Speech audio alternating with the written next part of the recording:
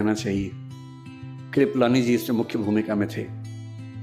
उन्होंने दिल्ली की जो कांग्रेस कार्य समिति है, कांग्रेस वर्किंग कमेटी है, CWC, उसके कुछ मेंबर्स के माध्यम से उनका नॉमिनेशन करवाया, जो कि जहां तक मेरी जानकारी है, मैं इतिहास का बहुत गंभीर शोधार्थी नहीं हूं, पर जितना मैंने पढ़ा है उस समय के नियमों के तहत शायद वो संभव नहीं था, तो नियम थोड़े लचीले किए गए उसके लिए। और तब पटेल महात्मा गांधी के पास पहुंचे। उन्होंने कहा कि बापू ऐसी ऐसी स्थिति है, आप क्या कहते हैं। क्या क्या सोचा होगा मुझे नहीं पता, पर मुझे महात्मा गांधी की नीयत पर शक नहीं होता है।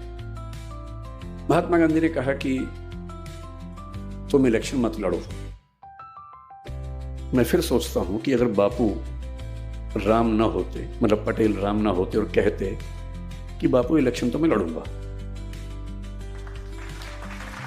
और देख लेते हैं क्या होता है, ऐसा भी क्या है। मेरा मानना है कि उस समय कांग्रेस में कोई माई का लाल उनको हरा नहीं सकता था। कोई माई का लाल उनको हरा दे इलेक्शन में, यह संभव नहीं था। और ये 1946 के बाद नहीं है, 1950 में उनकी मृत्यु हुई आज ही के दिन।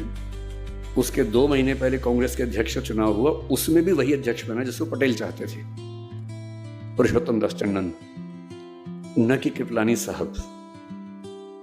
वो इलेक्शन बहुत रोचक था। नेहरू जी प्रधानमंत्री थे, पटेल प्रधानमंत्री और होम मिनिस्टर थे, और 1950 में कांग्रेस का चुनाव दुनिया भर के मीडिया में चल रहा था कि ये प्रधानमंत्री और उप प्रधानमंत्री के बीच का झगड़ा है। ये इस वर्चस्व का झगड़ा है कि कांग्रेस पार्टी में किसकी चलती है, किसको लोग ज्यादा सम्मान देते हैं, किसको लोग ज्यादा मानते हैं।